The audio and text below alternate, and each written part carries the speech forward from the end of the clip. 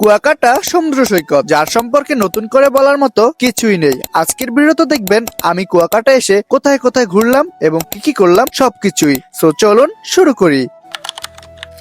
Hello everyone, আসসালামু আলাইকুম। বরাবরের মতো চলে আসলাম নতুন একটি ভিডিওতে। গত 2 রাত একদিনের জন্য আমরা গিয়েছিলাম আনন্দ ভ্রমণে কুয়াকাটায়। আমরা জনসংখ্যা ছিলাম প্রায় 300 প্লাস, সেজন্য আমাদের ভ্রমণটা ছিল পুরোটাই লঞ্চে। এখন সময় প্রায় 1:40, বলতে পারেন লাঞ্চের সময়। তাই আমরা সবাই বসে গেলাম লাঞ্চ করতে। আমরা বাঙালি, আমাদের খাবারের আইটেম একদমই কমন, তো এই বিষয়ে কথা নাহি বলি। তো লাঞ্চ শেষ করে আমরা এখন আছি লেবুখালী ব্রিজ, আর এখান থেকে কুয়াকাটা সমুদ্র সৈকত মাত্র 6 থেকে 7 কিলোমিটার। আর বাকি রাস্তা যেতে হবে আমাদের যে কোনো যানবাহন। লঞ্চ থেকে নেমে কোনো একদল গোসল করার জন্য প্রস্তুতি নিচ্ছে, আবার কোনো একদল বাইক নামাচ্ছে। আর আমি আর আমার দাদা ভাই 4 জনের একটা টিম নিয়ে চলে আসলাম লেবুখালী ব্রিজের উপরে কুয়াকাটা সমুদ্র ব্রিজে যাওয়ার উদ্দেশ্যে। আর এখানে আমরা কিছুক্ষণ অপেক্ষা করার পরে পেয়ে গেলাম আমরা ভ্যান। আর আপনারা তো জানেনই বরিশালে বেশিরভাগ ভ্যান চলাচল করে। আর আমরা এখান থেকে জনপ্রতি 40 টাকা করে ভাড়া করে নিলাম ভ্যান কুয়াকাটা সমুদ্র পাড়ে যাওয়ার উদ্দেশ্যে। সমুদ্র পাড়ে যাওয়ার রাস্তাগুলো ছিল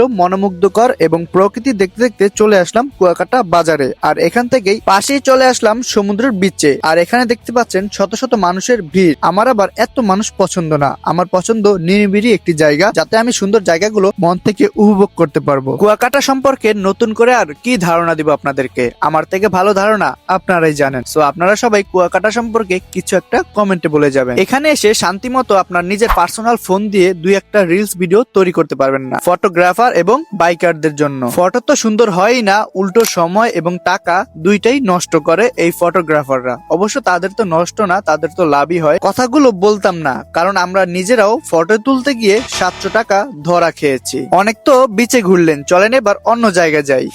চলে আসলাম শুটকির বাজারে। আপনাদের হয়তো ধারণা নেই কুয়াকাটা সম্পর্কে। কুয়াকাটায় কিন্তু প্রচুর পরিমাণে শুটকি মাছ পাওয়া যায় এবং ভালো ভালো শুটকি মাছ পাওয়া যায়। আর এগুলো হচ্ছে আচারের দোকান, যেগুলো বরাবরই যে কেউ কুয়াকাটায় আসলে এই আচার সহ ইত্যাদি জিনিসপত্র ফ্যামিলির জন্য নিয়ে যাওয়া হয়।